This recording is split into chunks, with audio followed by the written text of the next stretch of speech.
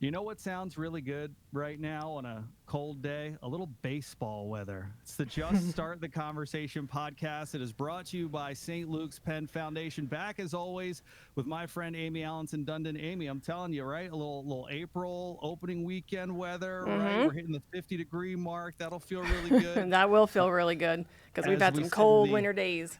yeah, yeah, cold, windy days ahead of us, but a great conversation ahead of us today because, well, I'm going to let you introduce our guest because I'm learning more and more about your relationship, the two of you, and I think it's amazing. So I'm going to actually let you go ahead and introduce our guest today because we've got a very special conversation coming up here. Thanks, Crockett. I am really excited to welcome Dickie Noles to the podcast today. So, Dickie Noles is a retired professional baseball player and has become, I'm going to say, a friend. Dickie and I have known each other probably about 15 years at this point through our connection in the mental health field. And so I'm super excited to have him here today to talk a little bit about his story, a little bit about elite athletes and substance use and mental health, and just kind of have a fun conversation as we try to be more open and less stigmatized about getting help for depression, anxiety, substance use disorders.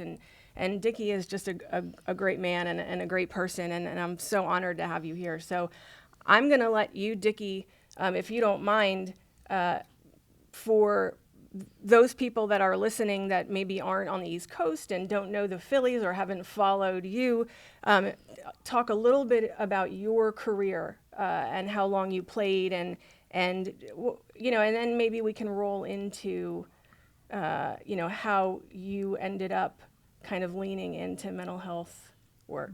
Okay. Well, I started playing baseball, well, way back when I was young. As a matter of fact, I feel so honored to be here, first of all, with Amie. And I know that we've shared a lot of things together over the years. So I think she knows how passionate I am about certain things. And one thing I'm passionate about now is grandkids. But anyway, I look back and I say, I'm a grandfather now. I remember like yesterday being in my backyard wanting to be a Major League Baseball player like most kids did. And I wanted to be in the World Series. And the 69 Mets turned me on to baseball. And I loved Tug McGraw. And of course, Nolan Ryan was on that team. But Seaver was my guy. So ever since I was a kid, I wanted to be a Major League Baseball player. And somewhere along the line, I started to develop the ability to bring the scouts out and they started to watch me play, and they were very interested. And then I got drafted. I got drafted in 1975 by the Philadelphia Phillies. Now, here's an interesting thing. I got drafted by the Phillies, and I was an Atlanta Braves fan for many years. I'm from Charlotte, North Carolina now. Boo.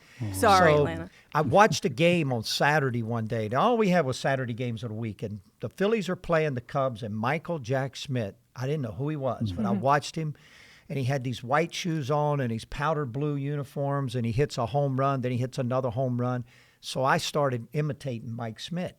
And so as I started to imitate him, I started to let people know around me. And I was in high school and started letting people know, hey, man, I like this guy from the Philadelphia Phillies. And you're a Phillies fan now? Where'd you become a Phillies fan? And I got drafted by the Phillies. And that was 1975. So I played 16 years of professional baseball. Wow.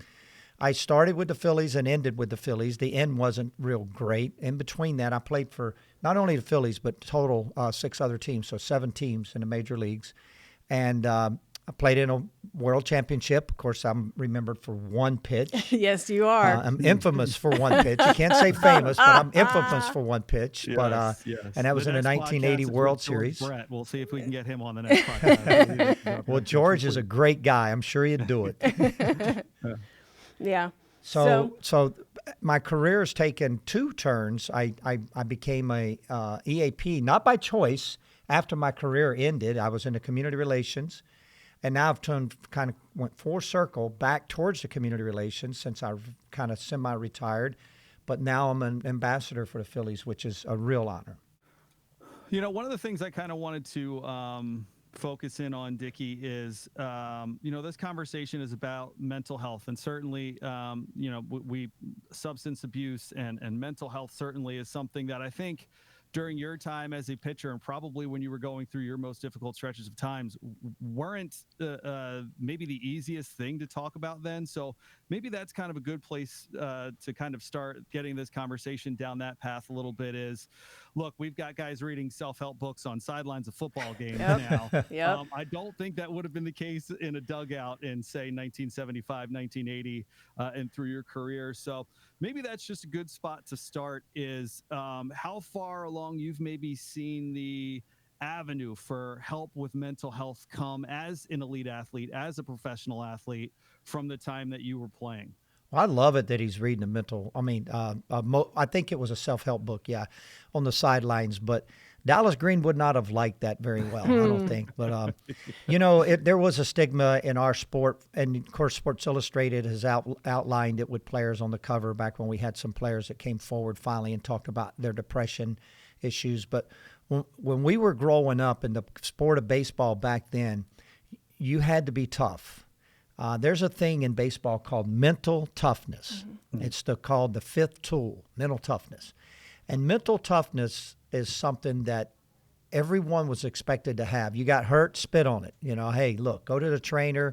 You're doing something wrong. So if it's not broke, just go out there and you're a big man. Go out there and go through it. If your arm hurts, you still got to perform.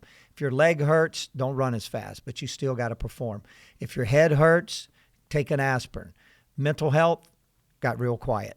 I don't think anybody knew how to deal with mental health. I mean, I'm sure there was a lot of players that had depression, as we have found out, that were afraid to say, "Hey, I'm depressed. I don't even know what depression is, but I don't feel right." I remember a player describing to me his depression, and we were talking about getting to Clearwater, right? Yeah. Well, he's driving over the bridge to take his girlfriend down to Clearwater Beach in this one little area, and the sunset there is one of the best ones in the world, I think. So he's driving over that bridge to go down to the beach, and he said all of a sudden he was feeling really good all day long, and then it just hit him. It was like a sprained ankle in the stomach is the way he described it. And he said, I shouldn't be feeling this way. My girlfriend just got in town. She's my fiancée. I'm going to marry her. She's in town. I'm taking her to the most beautiful sunset around, and I feel like crap. And I don't know why I feel this way. I don't want to feel this way. So here I go trying to fake it again. So I think that was kind of the era that I played in. If you had these mental health issues, you better learn how to fake it. Yeah. So what was the moment you kind of woke up one day and said, I think I need some help? There wasn't one. And this is something that I'd like to share with the audience. I mean, I'm a recovered alcoholic. I've been sober for 41 years. Coming up in April, I'm not going to get ahead of myself. But one of the things about my recovery, the start of my recovery, I didn't ask for it. I didn't want it. Most addicts are in denial. I had been through a whole lot in my life. As soon as I signed my first professional contract, just to give you an example, Dallas Green told me, and my scout had told me, listen, don't take that negative attitude. And I look at the word that was used, because I had a tremendous attitude. Everybody said I had a great attitude. I had a positive attitude.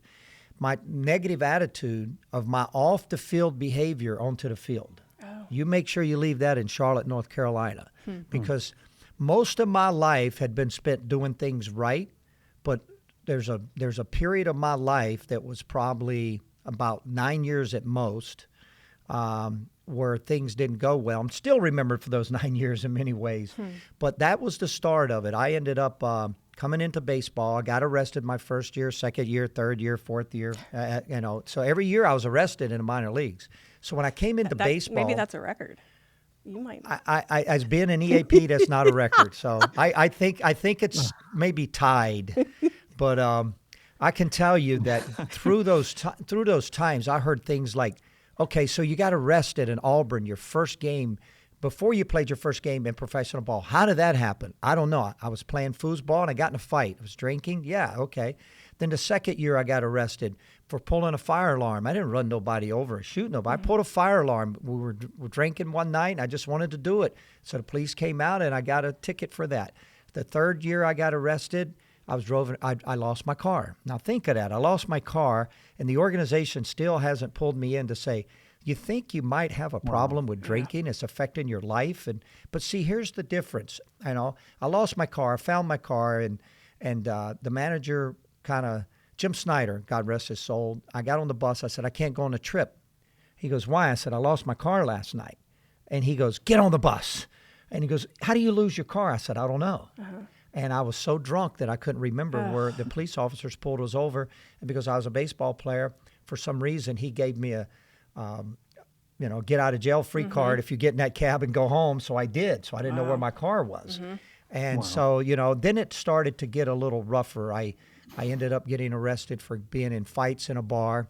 I got sued the first time for being in a fight in a bar. And then the second time I got sued and thrown in jail was what some people would call rock bottom. I still didn't believe it was rock bottom. April 9th of 1983, which was my last drink. I was incarcerated and sentenced to 180 days into jail for assaulting a police officer that I didn't remember that.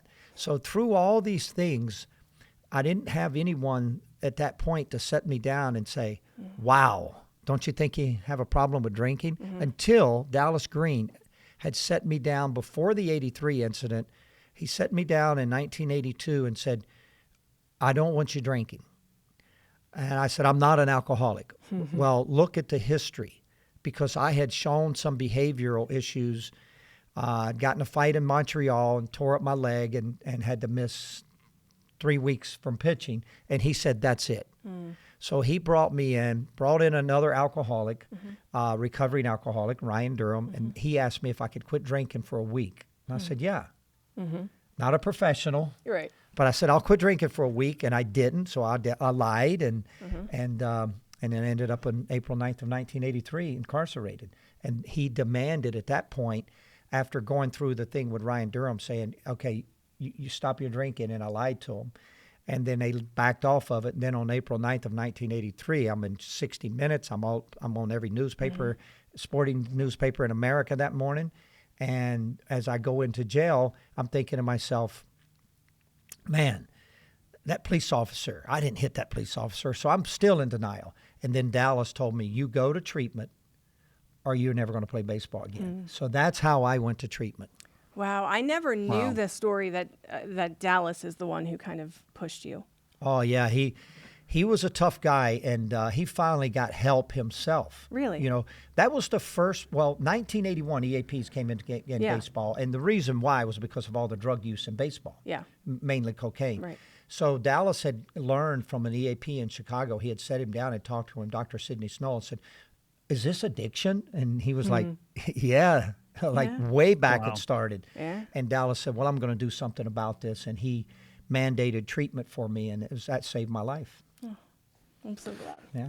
Amie, can we talk a little bit about, I kind of wrote this down as Dickie was talking, that idea of I'm not an alcoholic. And especially for somebody who, Dickie yourself kind of said you were never willing to admit that to yourself at a point in your life.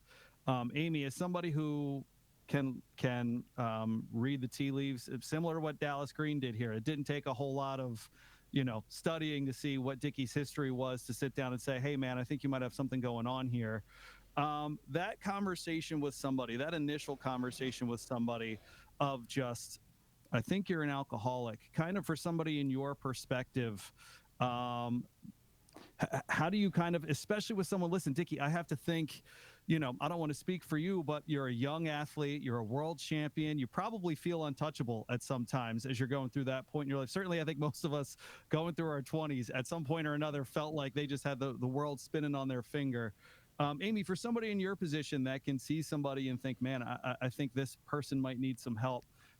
Just kind of that initial approach and maybe some of the early signs that says, hey, why don't you sit down? Let's have a conversation for a little bit. Well, I think the signs are different for different people, but I also want to say that if you notice something in a friend, family member that seems off, or a pattern that maybe to someone else wouldn't seem like a problem or an issue, but because you know this person and you know that gosh, they never miss meetings, or they're never late, and all of a sudden they're late, or all of a sudden they can't get up in the morning, or, gosh, he didn't come home last night, and, or, wow, she normally, has a routine and is doing this, this, and this, and she's been off her game lately. So if you notice something that you think is off about someone, and it doesn't even necessarily have to be, I think they're an alcoholic, but, mental health and substance use often look very similar. They go hand in hand a lot. So it's certainly important and necessary to call a spade, I think, and to be pretty direct with people and say, hey, I've noticed that X, Y, Z, and I'm really concerned about you, and I'm wondering if there's something going on with your mental health, or is there an issue with alcohol or drugs? Like, let's talk about it. It's important to not sugarcoat it. And it's important to call it what it is. And,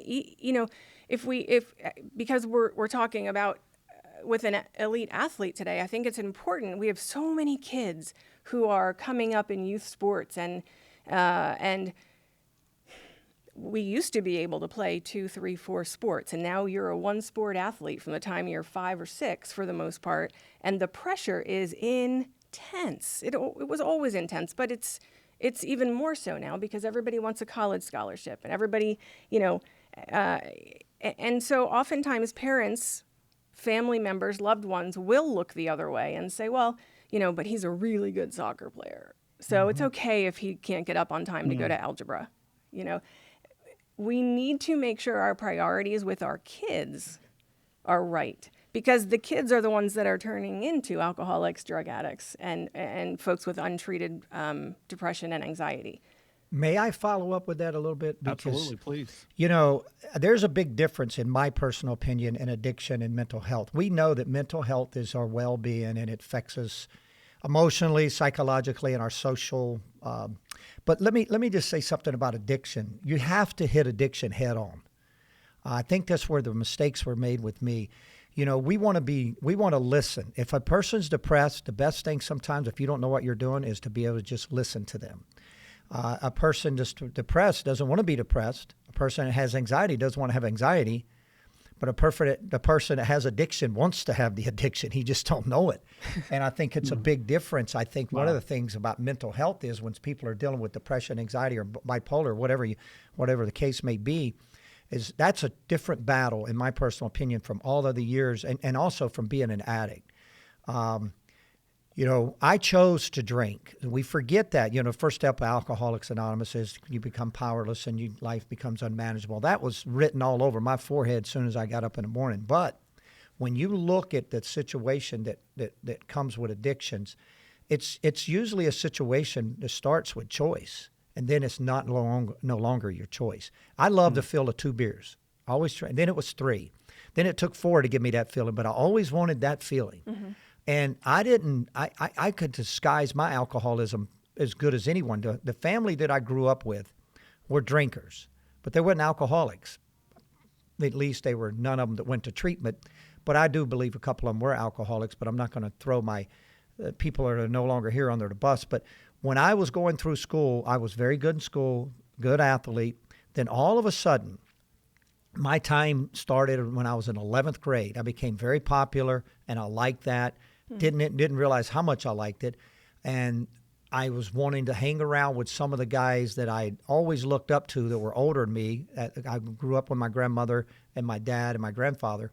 So that household had some uncles in it that I viewed as brothers. Mm-hmm. So when I realized my athletic ability had got me to be accepted by all these people, especially girls, I wanted to fit in and didn't know it. You don't really understand what you're doing. It's just nice. So I started to drink more. And then all of a sudden my senior year comes, I had tore up my left arm. As you can see, Amie, it's still torn up. And I was going to be a number 1 draft pick according to a lot of scouts that I talked to. So I ran through a plate glass window drinking one night, running in a pool to see how far we could dive out in the pool. And the door shut, and I went through the window. So I almost destroyed my whole life then. Wow. And I remember making, promises that I'm never going to do this again. I remember talking to God, I'll give you my life back if you give me my arm back. My arm truly never came back, but I did become a Major League Baseball player. Mm-hmm. But that was the first sign for me when I look back, and I think What if my family knew what to do? Yeah. And then the second sign to me was my school allowing me to miss school all the time. And Right. I wouldn't go to school my senior year because I didn't need the credit. So I didn't go to school. I'd Yeah. show up and play, and they'd let me play. Well, yeah, I'm sure. And that was the second sign for me. So you're talking about a unit of people there that really understand what they're doing dealing with kids, and yet they didn't understand what they were doing dealing with addiction. Yeah. It's sometimes we're blinded, especially with young people who are very talented or gifted or bright. Mm-hmm. It's very easy to look the other way or choose not to see something because of all the good stuff. I mean, looking the other way. How about my baseball coach going, hey, as long as you're able to play, whatever. Yep. Right. Yeah. So, Yeah. I mean, so how did you think all of that alcohol use affected your pitching when you were on the mound as a major league pitcher? now, a lot of people may not understand this, so I think this is an important issue. I knew how to prepare myself to play. Now, when I say I started drinking hard at the end of that 11th grade season, I think I had some depression. I've never had a depressed day in my life, knock on wood, but I think after I tore my arm up, I had some. Yeah. And I think I was very concerned about becoming a Major League Baseball player again. And I think one of the things that I didn't self-medicate because I was already drinking, but I kind of went, hey, I can't play right now. Yeah. So I'm squeezing a rubber ball. Why not have fun? And by my senior year, it had gotten out of control. But I do believe that when I got into professional baseball, it did not create my addiction. And this is what a lot of people may not understand. That environment didn't create it, it just enabled it. I'd already gotten there. I don't think people understand that you can be an alcoholic as a 12th grader. I think that was the part that a lot of people were missing. When alcohol, we know when you get on that merry-go-round, you stay on it all, and it's insanity. Staying on it, even though things just, that's the insanity of staying on the merry. Say that for me. I'm missing the term. Well, insanity is it's doing the same thing over and over again and expecting different results. Thank you. Threw a blank on that for a second. So anyway, when I was going through all this, I didn't know it because the addict's not going to know it. Others were looking at me like, what happened to this kid? Well, he'll be all right. When he gets into professional baseball, he'll be fine. So I got into professional baseball, and that seemed to be everybody's focus on me. He's not going to college. He messed up his senior year. If he gets into professional baseball, he's going to be successful, and he'll be okay. Mm-hmm. And baseball just enabled me to continue in my addiction. Yeah. Right. Amie, I think that going back to Dickie talking about his junior and senior year of high school, that has to be a really, listen, I think you're starting to get your first tastes of freedom a little bit more, right? You're driving, you probably got a little more, not so much parents looking over your shoulder, doing all those sorts of things. Dickie, to your point, I think we all went through that kind of peer pressure moment of wanting to be in the cool crowd, doing what we thought all the cool kids were doing at that point. Amie, how can we, listen, it was a different time back then, certainly, and now, I would like to think if someone were a quote unquote, first round kind of player and skipping school and all that stuff, someone would come in and be like, guy, girl, whoever you are, come get in class. There's no guarantee that that's your future. Come in here, get your grades, get your education, do all those sorts of things. For people that maybe are that elite athlete, and maybe we are starting to see some of these things coming from them. Amie, I'm gonna come to you on this of just, it really takes kind of a village with kids to try to make sure that we can kind of keep them on the right path.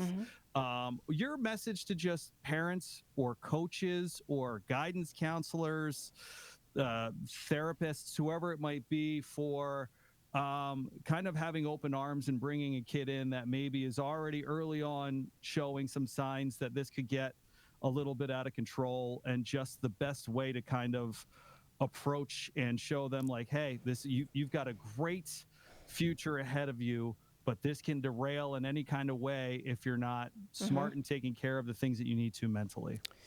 Yeah, I have the privilege of being able to do clinical psychotherapy with a lot of athletes, and from high school, college age, all the way up to, I've been privileged to be able to work with elite athletes at the pro level. And, I think the best piece of advice that I could give parents would be, just because your child has a gift doesn't mean they don't need help. And and the two things can coexist, right? You can be a great baseball catcher. You can be a great ice hockey player, and you can have depression or alcoholism or an eating disorder, right? Those things can coexist, but we've got to take care of the mental health, substance use disorder, and eating disorder with as much intensity as we're paying to getting the college scouts to look at you and doing your highlight films. And, both have to have the same amount of marquee light attention in terms of, you can do this and you can be amazing, and you wouldn't be in the spot you're in now if you couldn't. And you need to stay sober, and we need to talk about maybe past traumas that people have swept under the rug, like maybe running through a plate glass window and having your arm destroyed. Did you ever have counseling for the trauma of that? No. Right. So, but those are I would call that, this is a whole nother podcast, but there are little T traumas and big T traumas, right? It's all the little T traumas, a minor car accident, putting your arm through a plate glass window, traumatic stuff that usually we just never talk about, right? But all of those little T traumas are what get poured into a bottle of vodka and drank down, right? Or poured into an eating disorder, a binge eating disorder, or an anorexia, or an orthorexia, where I'm compulsively exercising because I have to have a muscle mass, a BMI of whatever. We have to be paying attention with as much emphasis on both things. And I would argue that if you're actively using drugs or alcohol, it's going to be really hard to continue or maintain any sort of elite performance. Absolutely. We're creatures of habit. Athletes are, good and bad. During that time frame that we're talking about, it was so easy to continue with my addiction because it was accepted, drinking. And there was an era that I played in that you sat around after the game and you had plenty of beers to talk about the game. It was a fun time. There was I heard that one of the things the '93 Phillies were known for was sitting around and having a few beers with John Kruk and Lenny Dykstra and Darren Dalton. And I sat in there a couple times with them because I was working in the clubhouse, and I watched them talk baseball. It's great conversation and you learn a lot. But every person that drinks is not an alcoholic, but some of us, our lives are changed by alcohol as soon as it enters our body. We know it's a brain addiction. But when I was playing baseball, and I was going to touch on this earlier, I worked harder than anybody on the field. And I've thought about it a few times, and I think back on it. I had to, because I was out all night sometimes. But I never played under the influence. But I had to come in and fool my management people and work harder than everyone else. Otherwise, it would show up. God, so that's exhausting. That's exhausting, right? But it did affect my performance. I was told by two people in my career, and you made me think about this because athletes need to hear this. Maybe I did show up on the field every day. Maybe I didn't miss any practice time because I didn't. And maybe I was always on time because I was. And yeah, I outran everybody on the field on hard work. But I was told by Ferguson Jenkins, a great Hall of Fame pitcher, one time in 1982, he may have been the first person that really, from the player's perspective, that really got me thinking.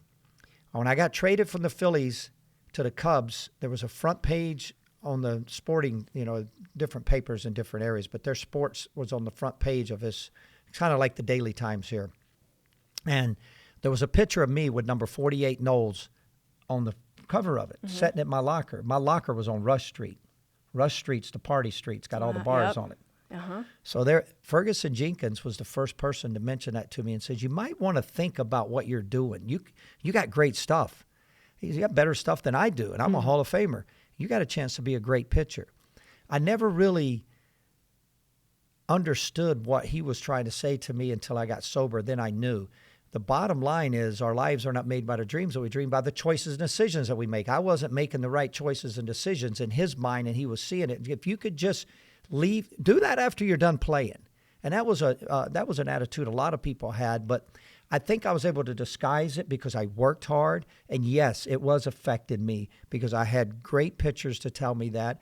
I had a coach one time to tell me that, you'll never know how good you can be. And I go, how do you know that? I work harder than anybody. He goes, yeah, but your choices of drinking, your addiction is going to keep you from being the best you can be. And they were right. Yeah. Yeah, Amie, that comes back to your point of kind of two things can be true right there, right? Like you are good. You are good. You could be great, if you kind of focus on the things that might be getting in your way a little bit. One of the things we haven't touched on too much, and Dickie, I want to come back to you a little bit, kind of talk about post-career, some of the things that you've done, but also I'm interested in a little bit talking about pressure and maybe how pressure in a social media world, Amie kind of touched on a little bit. We've talked on this podcast before about how everybody who wants to get recruited is a walking highlight reel right now, right? You see, you play football, you see some kid out there scoring 3 touchdowns, rushing for 200 yards. You might not see the 10 tackles he missed and the, plays that were bonehead plays where he wasn't standing in the right spot and doing all those things. In a highlight reel world for somebody who was trying to be an elite athlete, and maybe just with the times different and how you can kind of see everybody's day-to-day work. Just a little bit about pressure, kind of maybe some of the pressure that as you are now on the outside of playing the game, looking at young ball players, looking at young athletes in different arenas, just touch a little bit on that idea of just maybe the pressure that is there, especially as we're talking about mental health for student athletes as they're trying to come up and get their way to college or into the pros. Yeah, Crockett, I think they have more pressure than we ever experienced because of this social media. Just ask a kid, hey, what kind of player are you? He'll pull his phone out and show you. Exactly right, because we're trying to develop major league players now in the 6th grade. I think it's a shame. You got guys that are in the 6th grade. He's going to be good. Wait till he gets to the 7th grade, and we'll watch him in the 7th grade, and then we'll offer him a scholarship. That's happening in our country. One of the things that I think that social media has done, if I would have had social media, I probably wouldn't have become a Major League Baseball player. They would have seen mine live, and they would have said, whoa, get that guy in a treatment program. And the thing I see with pressure with kids is they put the pressure on themselves a lot without knowing it, because when they're following social media and they're on social media, that's an addiction in itself. And they're looking at all the other players and they're saying, well, this guy's out of Georgia. He's supposed to be the number 1 draft pick. What is he doing? This guy out of California, what is he doing? Oh, they're doing drive line, which is a thing in baseball that seems to be pulling a lot of kids together and costing them a lot of money, and it's supposed to make them throw harder. Well, if I want to be a major leaguer, I want to run faster, jump higher, and throw harder. We're past the steroid age. Now they got other techniques they're trying to teach kids, and they're costly. I was working with a kid, a good friend of mine's a golf pro, teaching pro, and his son was a baseball player. Now, when I had his son, I knew that I wasn't trying to I said, yeah, I'll work with your son, but never did I say I'm going to work with him and develop him into a Major League Baseball player. Sure. I was hoping to develop his motion so that he doesn't hurt his arm and he goes to college maybe and has a good time playing.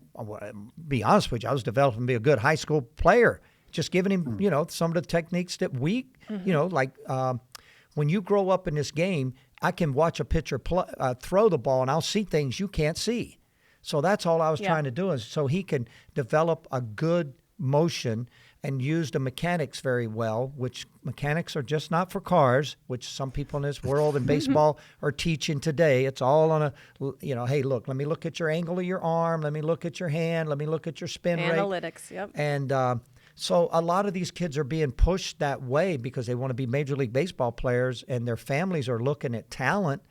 And my thing about pressure is that's pressure. Take it off. Just let them be. Just let them be kids. Mm-hmm. And I think that's very important. I think it's if you look at Michael Jordan's career, look at his career. If you want to be like Michael Jordan, look at his career. All he wanted to be was the best he could be. He said that 1,000 times. And he just wanted to go to school, get an education. And, of course, he went back and graduated. And all he wanted to do was be the best he can be. Sometimes this pressure is making them want to be better than they can be. So. I think, Well, Crockett, I just want to interrupt and add to that. I think it would be really helpful for people to hear, how I think the Phillies are doing it right in terms of their attention to mental health and EAP. And maybe you could talk a little bit about,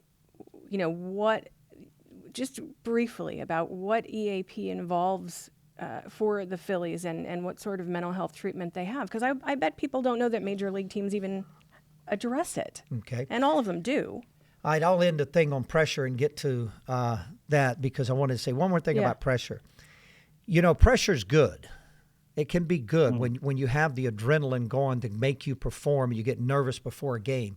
I think the pressure affects kids more than it does professional baseball players. We understand how to handle it. So I think when you look at what we're doing through education, I mean, I was the EAP for the Phillies for a long time, and I felt like that towards the end of my career, we had kind of outgrown the type of EAP that I was. We really have the EAP headed in the right direction. I think we have one of the best, I think it will be, in baseball. I don't like to put that kind of pressure on Dina, but I think she is the best in baseball. I think we have a doctor in place now. She's a psychiatrist. She's more of a psychiatrist. We have a psychologist who is a Latin American, because he's bilingual, and they work together. Baseball's had EAPs since 1981. They were really, in my personal opinion, designed to handle the drug addiction that was going on, or the drug problem, should I say, that was going on when cocaine became an issue in the 80s. So we've really moved a long way from there. So I think one of the things that Phillies do very well in their employee assistant program is they have a mental health professional, and they have what I would say a bilingual psychologist for the Latin American players and American players. But we have Academy in Dominican, which is very important to get those young kids when they're young. But education. I think we forget how important prevention is in this field of not only mental health, but also in drug addiction and alcohol, or substance abuse, should I say. I think we forget how important that is, that the education can change behaviors. I remember a story about Derek Jeter. I swear I would love to ask him, but I heard the story, but this is not coming from Derek Jeter, but I hope it's true. But this person knows Derek Jeter very well, and I read Derek Jeter's book, and it may be in the book, but he said in the 5th grade, a DARE program taught him not to use drugs. A DARE program. That's awesome. I mean, that's amazing if that's true. But I also believe that the Philadelphia Phillies are headed in the right direction because they believe in wellness as a part of winning. If you got the education out there and you're being seen, one of the most important things about an EAP, in my opinion, is to be there. You have to know your players. Yeah. I believe players look at coaches this way. Number one, they look at them and say, can I trust them? Yeah. Well, they're going to look at the EAP the same way. Can I trust it? And I think Dina has established that trust in ways that I couldn't even do early in my career. Well, but I feel like you laid the groundwork very well for her because people do trust you. Well, the second thing is the players have to know that you can make them better. Or we'll do it this way. First of all, they have to know you have their best interests at heart. We'll put the other part for third. Yeah. They have to know you have their best interest in heart, and they have to know you can make them better. Well, that's the way they view a coach. I think that's the way they view an EAP, too. They go, all right, Amie, can I trust you? And you worked with a player of mine that had a terrible concussion and was on the, he was so depressed. It was his 4th or 5th concussion. He didn't know if he was supposed to be in Allentown or Reading when we got the call. And one of the things that he told me later on was, I trust her with my life. And I think that's the way that the mental health program has to work, and I think it does work that way, and I think she has established that trust. And the part about saying that you have to know that they can make you better. Yeah. If I'm going to talk to somebody, I want to talk to a professional. And that was the part of my career when I started with a psychiatrist, and I'm the EAP, and a psychologist. There was 3 of us. And I think that's a perfect EAP, in my opinion. Because it's a team. Yeah, I'm going to refer and assess.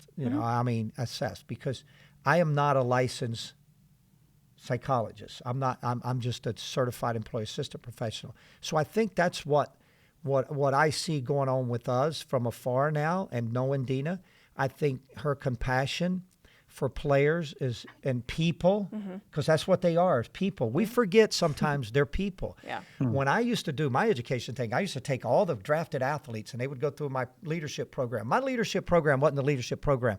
It was a substance abuse program and a mental health program combined, and I disguised it as a leadership program. So I would bring two players up all the time. Could be a Latin player, could be an American player, and I'd say, you sit there, and I'd set the chairs in different ways, and I'd make them sit different places when they came in because they all want to sit beside their buddies. And I would have them to talk to each other for about 2 minutes, and it always was longer. It's about 5 to 10 minutes. You tell me all about yourself, Amie, but you can't tell me about your baseball. You can't talk about baseball. You can't talk about football. You can't talk about any sports. And boy, I would sit there and watch them, and they would struggle. They'd look at each other like, what are we going to talk about? I got 2 sisters. I got a brother. Yeah, that's what I want you to talk about. And they would start talking. Then I would make them switch seats. And I'd become Amie, you'd become Dickie, and I'd have to introduce myself to the other players as Amie, and you're introducing yourself to because the first part of leadership is listening. But when I would get done with that, I would say, okay, I want you to never forget this. Yeah, if I go back to Harding High School, I'm not Dickie Noles, the guy that was an A+ student in history and a C student in math. No, I'm Dickie Noles, the baseball player. Yeah. And that's what they're going to be remembered as forever. So I tell them, listen, you're more than a baseball player. Remember who you are. That's a great message for I love anybody. that. And an excellent place to stop. I hate to wrap it up because I honestly would love to keep this conversation going, but it is about that time. Dickie, for being so open and honest, not only in this conversation. Listen, Dickie's very open about the struggles that he's had in the past. Certainly, you can find that information everywhere. But for coming on here, and I think especially Amie, the two of you clearly have a really good rapport with each other. You go way back. BFFs, it sounds like, if I may say so myself. So she's my angel. There we go. That's a pretty amazing thing for anyone to say about anybody. So to both of you for your openness today, certainly thank you. And Amie, as always, I love doing the show with you. So thank you for all the insight. And for our guest, Dickie Noles, listen, what you did on the diamond is amazing. It sounds like what you're doing off of it is fantastic and even bigger than that. So for what you're doing, congratulations on your recovery as you continue through that. And for the work that you're doing with young people in what has to be a difficult time to do it. Just thank you for being there and listening, I think is the key word that you use there as you were talking about the leadership things you do with players. Listening, I think, is a key. So I think in any situation where we're talking about mental health, that is so important. So, Dickie, thank you for joining us today. We certainly do appreciate it. Okay, Crockett. It's a pleasure being here.